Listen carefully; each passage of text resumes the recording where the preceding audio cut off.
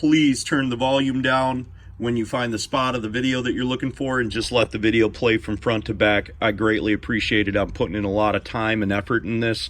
And if you've got a question for me, hit me up on Clay's AC and Auto Repair. I answer them for free. Just do me the favor of subscribing and clicking the notifications before you do that. I get about 30 questions a day and I answer them all if I can. Sometimes not super quick, and sometimes I don't know the answer to them, but I certainly try. Hey, good afternoon, folks. This is Clay with Clay's AC and Auto Repair and Clay Motion here in Grand Rapids, Michigan, and this is the Clay Way. If this video is helpful, please consider subscribing, clicking the notifications, sharing my videos, giving me them big old thumbs up, and sending me your nice comments. And remember, if anyone else can do it, you can do it too. This is not as daunting as it looks, I promise you. If you own a 2001 to 2011 Ford Escape, chances are that you're experiencing this problem, and if you need this procedure done, you're more than welcome to come see me. I'm in Grand Rapids, and tons of people from all over the country have brought them to me. I've had them as far away as Connecticut, all the way down to Tennessee, so they come from everywhere. Illinois, you name it. Okay, there's 3 different methods, and I'm very sorry for the long intro and all of that jazz, but there's people who don't know this, and this is a serious problem all over the country. One method, if you have a good frame rail, and this one's not, you should not be able to stick your hand underneath there. You can take a bracket and you can bolt it to the side of here. I have video of that, and then you end up fiberglassing this whole thing over. That's definitely the cheapest method. The next method is you buy the patch panel either from Dorman or from the dealership. The dealership's about $250, Dorman's is about $200.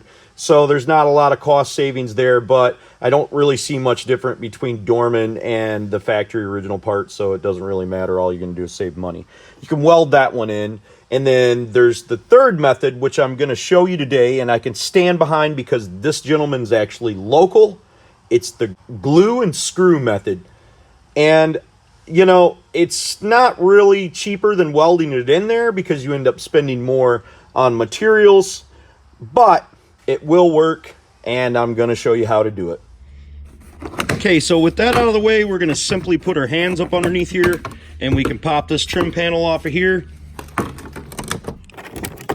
that out of there. Pull the trim off of here. We don't have to pull it all the way off, and more than likely we're going to end up doing the shocks in this, so we're going to pull the trim panel off of both sides. Now going into the rear of the seat, we're going to pull on that. That allows us to lift this up out of the way, and then we reach up here and we can lower the seat down. Now to expose the bolts, we quite simply just pull the carpet up. Mostly that's just holding this styrofoam down. Sometimes they're plastic, sometimes these are styrofoam.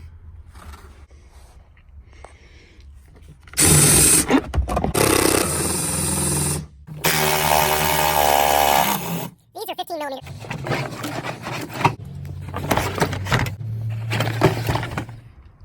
There are no bolts that hold on our side panel, but it does separate from up there and clips into the upper ones up there, and we need to pull that circle out right there. It may be necessary to raise the seat up so we can pull the rubber trim back to be able to get. Underneath this portion of the sill plate, there is a pushy that holds that sill plate on, and there's a pushy that holds the front portion of this plastic that my hand is on, but mine were broken. Once everything is loose, we can pull it up and pull it out of the way. With that removed, we can see the mayhem and carnage that has destroyed the inner fender liner on this Ford Escape. And I can look a little bit closer at the floor. If yours is equipped with the amplifier and subwoofer, you're going to need to disconnect the electronics and remove a couple of 8mm screws that hold that to the inner structure. There are 3 screws.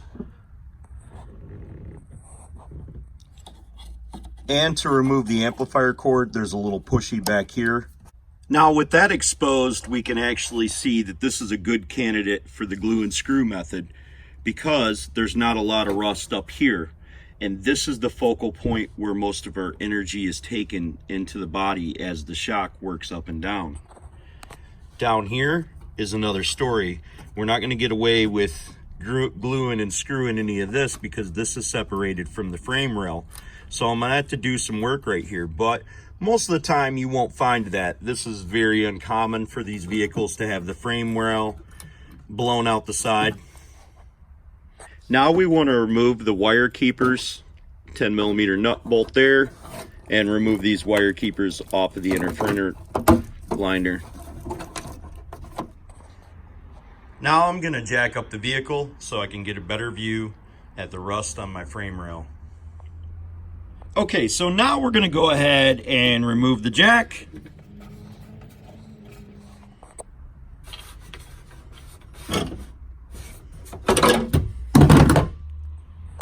So now we're going to use a 14mm to remove the nut off the top of our shock.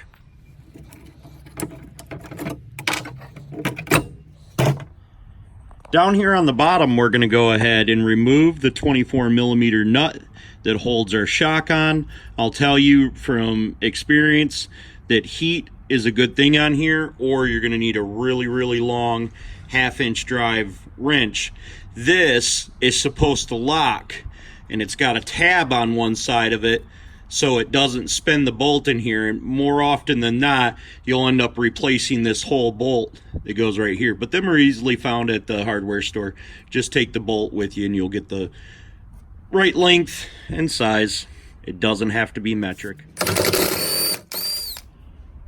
Okay, so now we need to get all this glue back, and we're gonna have to get it off of this panel because we're removing the panel from here.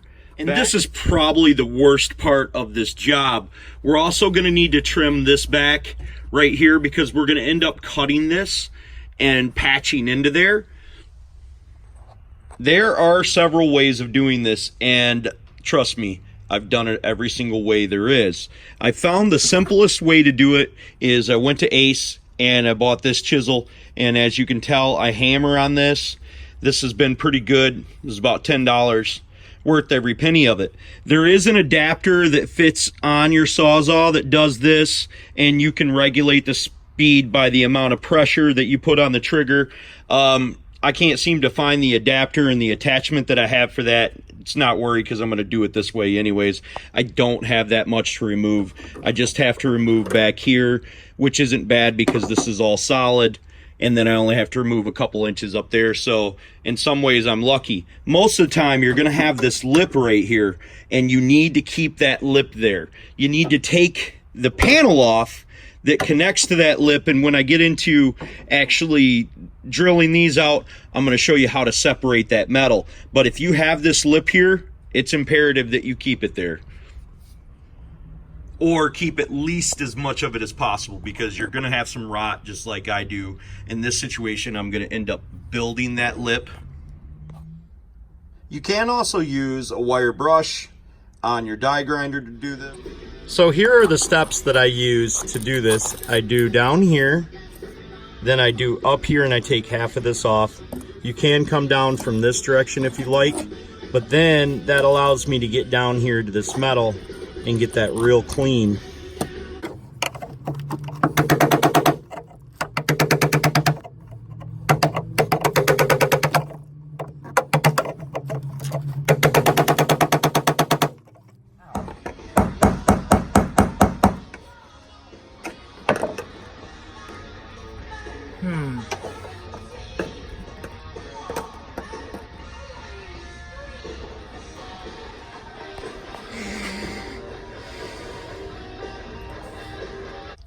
Then once I got a piece started, I get up underneath it with my chisel and I start chiseling it back down to the bare metal, just like that.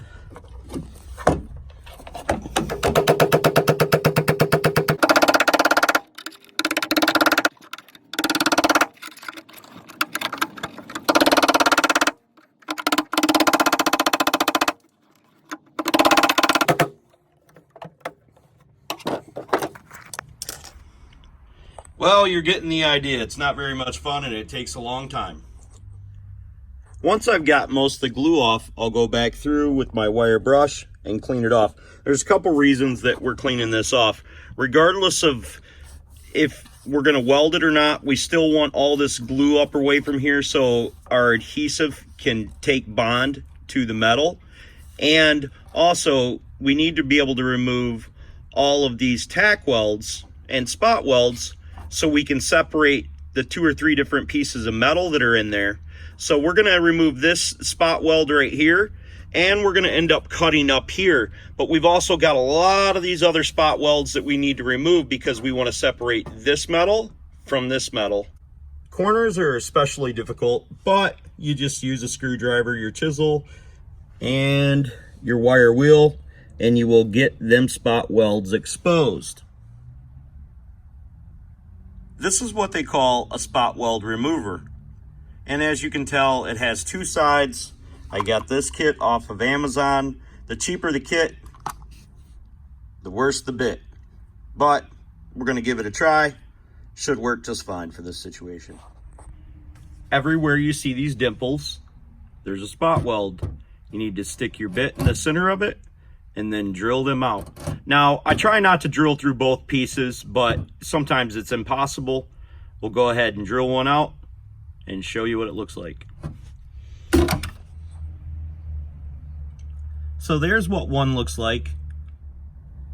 Before I start drilling through the spot welds, I make a hole in the center of them with the 1/16 of an inch drill bits that I got from Amazon.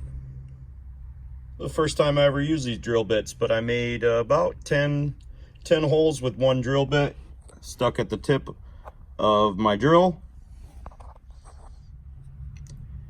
To ensure my metal is separating well, I can take and put a screwdriver back there and work my way down.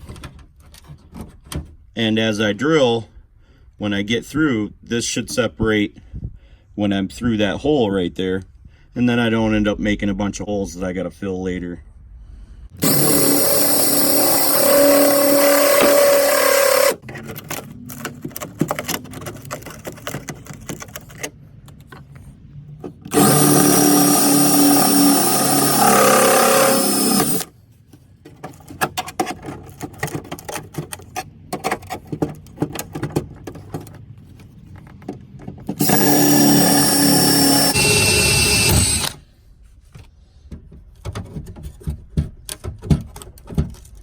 Well, no one's perfect, I guess. Making a mark, we want to come down and cut this portion out. Make sure that we've got all of our holes drilled out in our mark so we can separate it properly. And that is why we pulled out that stud back there so far away, is so we can bend down on this and then finish our cut right there. Okay, so now that you got it broken free and you got it all cut, you can start to break it free. It's going to hang up in some spots. You're going to have to just go back through with a screwdriver and release it. Up at the top of here, it looks like rust, but it's not. It's actually just the glue and the adhesive they use to seal up the seams on the top of here. So we can just take our chisel and clean most of that off, and then take our wire brush and take the rest of that off of there, and it's going to look real nice. Other than grinding off a couple of little stragglers, she's out. So we'll take all that stuff off, and then we'll primer over the top of this just to slow it down a little bit. You know, you're not going to stop it, but we're just trying to breathe about 5 to 7 years of life into this old girl. And if we can do that, we're successful. With the vast majority of the scaly rust knocked off of there, and then after we wire will it, we can start to put some primer on it and let it dry. I primered everywhere that had metal that was exposed. So I went to the Home Depot, and they have 3 different types of Loctite that I can pick up. I'm going to use the PL Max, but I have used the 3 times and the 8 times, and they all work fine. I'm using a 3/4 inch screw, but I'm certain that you could get away with a 1/4 inch to a 1/2 inch screw. Self tappers, number 8.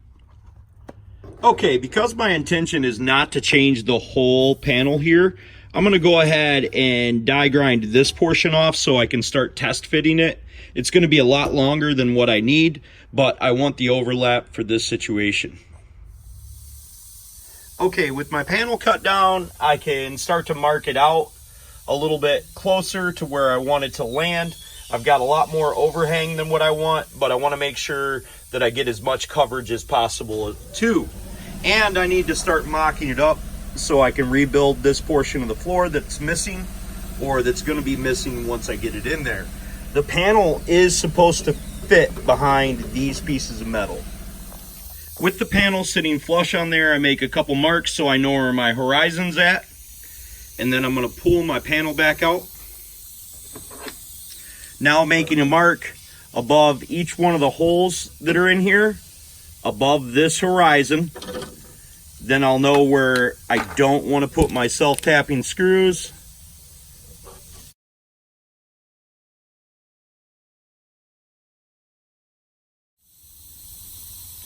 Now I'm going to go to the back of the test panel, and I'm going to mark the inside lip. Doesn't have to be perfect because we're definitely going to cut it longer than what this is anyways.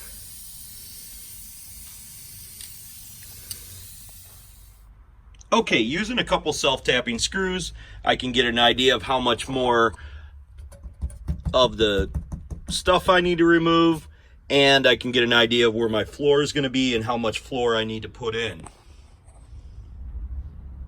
Okay, so now I'm ready to apply my adhesive, and I'm going to apply it to these areas. First, I'm not applying it to my ridge line right there, and I'm going to apply it right here so I can set my piece in. That's what it looks like after I have my adhesive applied. Now that my panel is inside there, I'm going to put a screw about every 3 to 4 inches. I'm going to make sure that it's jointed up and I don't have any cracks over there. Making sure that we're pretty jointed up in the back where we need to be, we're going to start inserting the screws. When trying to put in a screw on a corner, it may be necessary to drill a little hole first, even though they're self-tapping screws. Some of the screws I put in from the outside inward, because I wanted to make sure that they were in the right location and grabbed onto the shoulder that was left there. I may have went a little bit overkill on the screws, but I figured, you can't have too many, I don't guess. But I would assume every, couple of inches is just fine. If you have more of the lip than I do, this is how you're going to do the screws. Okay, so I've got my screws in there. I'm pretty satisfied with that. I'm glad I could show you folks a simpler way of doing it if you don't have a welder. I think I'm going to stick to my welding ways, even though I think that this is a perfectly acceptable repair. As you can see, my adhesive did exactly what I wanted it to. It squished out, so I'm very happy with that. Now I need to go back through and adhesive the back and cut my screws out just so nobody pokes their hand if they're ever up in here working. The finish up is the easiest part of the process. First, I primer it with some black or gray primer. Then I go over the top of it with a heavy truck bed coating, just something you can buy at the local parts store. Nothing real too super complicated. And I make sure everything is painted, and I do 3 or 4 coats on it just to make sure it stays really nice and tough. So hopefully you guys found the video helpful and you're able to glue and screw in your new inner fender liner shock tower. God bless, have the best of days.